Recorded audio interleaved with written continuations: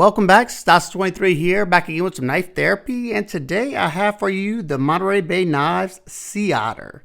This is the knife that y'all chose, most of y'all chose to review first whenever I asked y'all in my video of most carried knives of February. So I appreciate y'all doing that for me. If you hadn't seen that video, go check it out because there's information on a giveaway. I'll also be doing a live stream on the Knives Fast channel tonight, 7 Central and 8 Pacific, I think it is. Go check out his page for more information. But it should be a fun time. We're going to be giving away several knives, and you're not going to want to miss that. But let's get back into the Sea Otter. This comes in at $380, so it's a premium tier knife, and we're going to try to decide if it's worth it for you or not. This is 100% made in the U.S. All parts are made in-house except for a few things like heat treating and stuff like that, and water jet. The actual profiles are outsourced, but all in the U.S. So very nice to see them bringing it into the U.S. Because before this, all their other knives were made overseas. So let's get the specs out of the way so you know how big or how small this knife actually is. You have a total length of 6 7/8 inches, so it's in that medium to smaller range for most people. You have a blade length of right at 3 inches, so it's going to be legal in a lot of areas with 3 and under blade laws. You have a grip area from the front up here, because you can kind of choke up a little bit, all the way to the back of 3 5/8 inches. You have a pretty skinny handle scale thickness of 0.42 inches and a close width in the pocket from here to here of 0.96 inches, which is pretty much like a Sebenza 31, the thickness from here to here. Just to help you know what that equated to. You have a blade stock thickness of 0.12 inches, and once again, that's pretty close to a Sebenza 31's stock thickness as well. And let's take a closer look at this knife and get into the details. Okay, we have this nice, attractive drop point blade that gives you a nice flat portion up here to do, you know, those nice power cuts into like cardboard and stuff like that. And then you have a gradual belly that, you know, is really good for any of your slicing or detail type tasks. You have a nice dark blasted stone wash finish on there. Hopefully it's coming through. Mine is a little bit worn up because of all the cutting I did with this.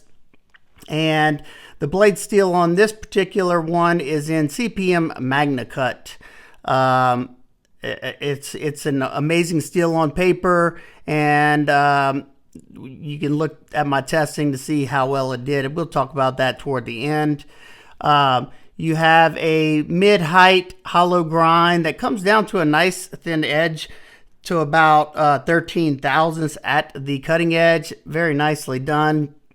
And you have a nice flat portion for all your fixed angled sharpening systems. I did sharpen this knife. We'll talk about that toward the end as well. You have dual titanium thumb studs that are nice and comfortable and easy to deploy.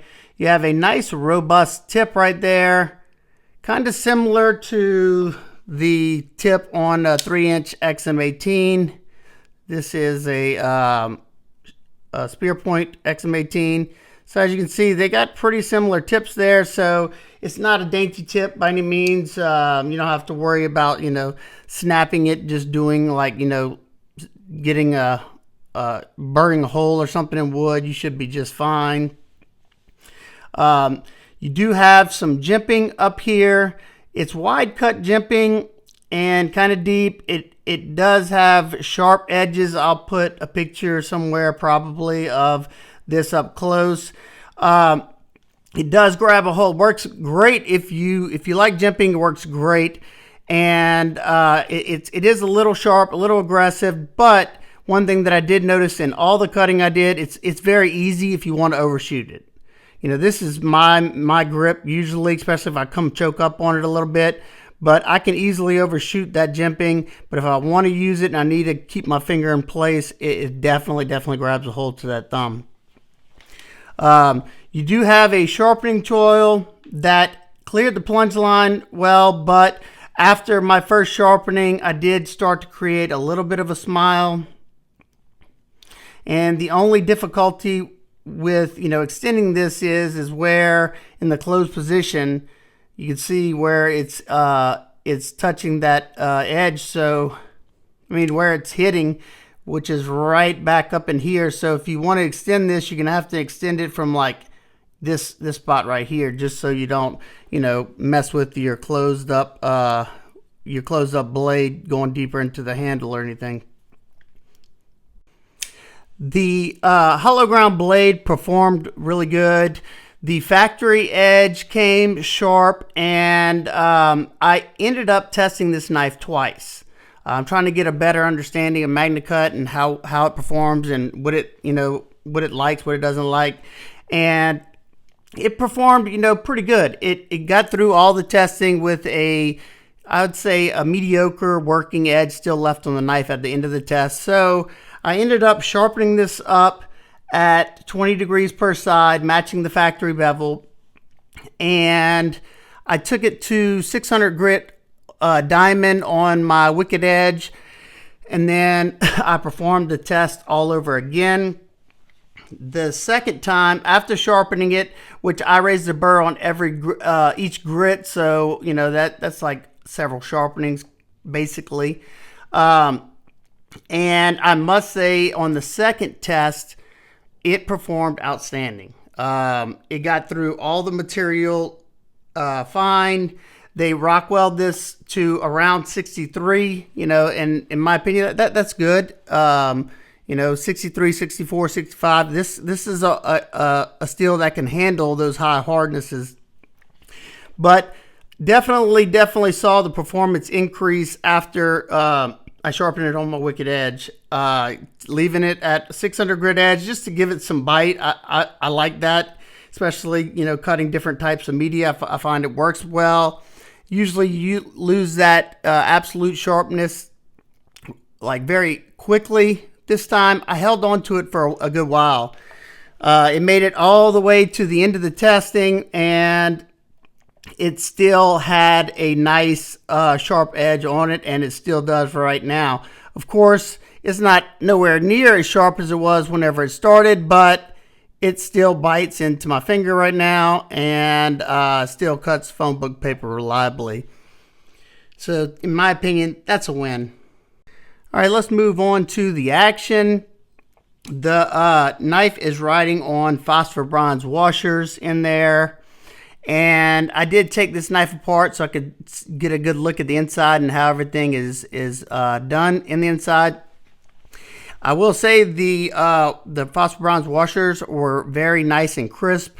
No bad burrs or anything like, some of the cheaper knives that I've seen, where you got a burr on the end or something, which would, cause your action to be a little gritty. These seem to have lapped the phosphor bronze washers, or polished them a little bit, because they were nice and smooth and they were nice and shiny. If I remember, I'll put a picture of what they look like up here. And on the slow roll, you have a very nice and silky smooth opening. You don't feel any start stop or anything. Your detent is gliding along. You have a ceramic detent ball that is sliding along the blade very nicely. You can easily flick it out. The detent is nice and positive. Listen to the positive click. Oh, my finger caught it. Nice positive click there. And once you break it, it comes flying out.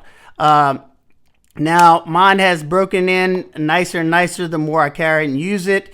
It isn't a drop shut knife, but perfectly fine with that. It doesn't have to be a drop shut knife, at least in my opinion. The action has gotten a lot smoother, and it's fun to open, close. You can spotty flick it, But I will say it's a lot easier to thumb flick it, mainly because you have more space to get your thumb in there on this side. On this side, it's, you know, right up against the lock right here. It's not touching, but it's right up against it, so it is a little bit harder. You can flick it out left-handed pretty easily and close it up as well left-handed pretty easily. And like I said, you have good access to those titanium thumb studs. I like the overall design of them. They're nice and comfortable, and the access to them for me is very easy. All right, let's close it up and take a look at the hardware. You have a satin finish on all the hardware. You have a T8 Torx for the pivot. The body screws and the clip screws are T6. You do not have a captured pivot. It is free spinning, but you do have another Torx T8 right here. So all you do is get two Torx T8 drivers to make adjustments, or if you're disassembling it, you're going to need two. Usually you can either use two, or sometimes what I do, if I only have one, put pressure in that way on the blade, pushing down like that, and it's going to put this in a bind so you can unscrew it. I do that when I don't have another driver. It is a little dangerous, so be careful if you do that. Let's close it back up and look at the scales. You have titanium scales, and they have a nice dark blasted finish. The finish is nice and even everywhere, and it matches the titanium spring bent clip right here. The blade matches the blasted finish on the scales as well, and you have a nice tumbled finish throughout. The scales are flat, but they have a nice chamfer going all the way around. There's no sharp edges where you don't need them, and you have a pretty neutral handle grip with this broomstick shaped handle. I found it was rather comfortable in all the cutting I did. However, I did notice whenever I was doing the wood shaving throughout that whole thing, my forearm started to cramp up a little bit because the handle scales are a lot thinner than, you know, your average knife. At, you know, 1/2 inch, these are 0.4. So I did feel like I was squeezing the knife a lot tighter to make sure it didn't spin in my hand at all. But it was comfortable in everything else I did, so, you know, in my opinion, that's a win, because I don't go shaving wood all the time with my knives. That's just me. I don't know if I said it though, but you have the satin hardware that matches the thumb stud and the two standoffs. While we're talking about that, let's close it up. You do have open back construction right here that allows you to easily clean it out on the inside if you want to blow it out with compressed air, or get a Q-tip and clean it out when you get, like, you know, pocket lint and stuff like that, which you don't want in your pivot because it could slow down your action. You have those two titanium barrel standoffs right there. You don't have a lanyard hole, but I'm not a lanyard guy, so it's fine with me. If you wanted to tie one to the back of the standoff, you could, because you have a good ways from the blade actually cutting into it. Let's take a look at the lockup. The lockup is sitting at, I'd say, around 40%. It is rock solid, absolutely no play in any direction. I did spine whack this knife because somebody told me that theirs easily disengaged whenever they spine whacked it. I spine whacked mine several times. My lockup is solid, rock solid, no movement whatsoever. There is not a hardened stainless lock interface insert on the knife. However, I did talk with Sanford Owen, and he told me that they did heat treat, which is called carburized, not carbonized, carburized, the lock face 3 different times, and what that does is it's heat treating the lock face. That's exactly what Chris Reeve does to his lock faces, and his locks last for a really long time as well. As you can see, they don't have a lock interface. I don't mind that whatsoever. It usually holds up for a really long time. Let's take a look at the pocket clip. Like I said before, you do just have a basic bent spring titanium clip. It works just fine. It's got that matching finish on there, but it is tip up, right hand carry only. You cannot, it's not tapped for left-handed carry. But like I said, you can use it left-handed easily. So if you don't mind carrying it on the right side, not an issue. Let's take a look at it in the pocket. It goes in my opinion, goes in just fine. And that's how much is sticking out. So you have a nice little area to grab a hold to and pull out. And it hugs the side of the pants really well, so you can get your hand in there, and you're not going to have to worry about hitting anything when you put your hand in there. It's nice and comfortable. Nothing to poke you or stab you. However, if you do not like the looks of this pocket clip, I think it looks a little plain. Their aftermarket Damascus clips and their other clips, the whole pattern is the same here. So I did have this clip on there, but for the review I put the regular one back on. Thought this clip looked nice, and yes, I have banged it up a good bit. I'll have to refinish it later on. This one works just fine as well, and I think it looks very classy with the Damascus clip. I don't know if these are available right now on the site, but I'm sure if not, they will probably bring them back soon. Let's take another look at the lock access. Your lock face is sitting a little bit proud of the show size scale because of this choil area, and you have nice chamfers on the insides of both sides of the scales, making it very easy and comfortable to get to that lock bar. So nicely done there. I hate whenever I have to jam my fat of my thumb into a lock to make it disengage, but they did a good job there. There is no detent ball ramp, but I don't think it's needed because right there is where you're breaking the detent from where it's jumping up over the blade, right around there. So not bad. I didn't ever feel like I was, whenever I disengaged it, I'm already right there anyway, so I don't think it's really needed. There is no internal milling on the knife at all, but being that these are pretty thin scales, I didn't find it to be weighty in the pocket whatsoever. 87 grams and 3.07 ounces. That even falls in that ounce and inch that some people actually care about. Nicely done. All right, let's do some size comparisons. Spyderco Power 3 and the Hogue Ritter Mini RSK. Both of these are a little bit longer, but if you take a look, you have more cutting edge than the Power 3. You have about the same grip area from this area to here because of this little hump right there. And you have the same cutting edge as the RSK. You just have a little bit longer of a handle. However, being that this comes to a point, you have more grip area on the Monterey Bay Sea Otter. All right, now we have the Civivi Elementum, which is a great overall size comparison. Mine's wearing titanium scales from Flytanium. And this is the Sebenza 21 small with the Insingo blade shape. You have more cutting edge than the Elementum and more grip area because of the flipper tab. And you have about the same grip area as the 21, and you have the same amount of cutting edge as the Sebenza 21 as well. Here you have the Hinder XM18 3-inch and the Tactile Knife Co. Rockwall. All right, nitpicks, complaints, gripes. I had to, really be nitpicky on this one because I really love the knife. Of course, I would have liked to see that sharpening choil extended just a little bit more to give me a little bit more life into my sharpening before I get a little bit of a smile in the back.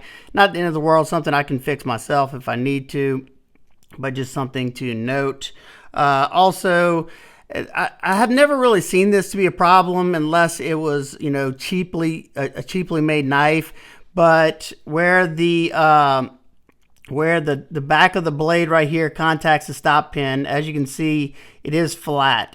And what could happen is the more you open and close it, and that is slamming up against that circular surface on that stop pin, you could start to peen the stop pin and eventually cause up and down lock rock. But I've never seen it happen on a quality knife.